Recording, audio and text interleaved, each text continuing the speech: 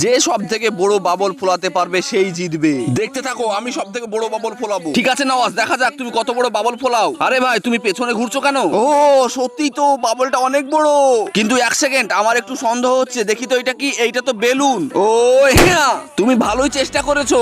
ও না, next inspector চিংগামের জন্য কিছুই অসম্ভব না। ঠিক আছে দেখাই যাক। ও ও ও সত্যি অনেক ভালো, কিন্তু আমি তোমাকে হারিয়ে দেব। কি এত বড় কথা? আমি তোমাকে গ্রেফতার করব।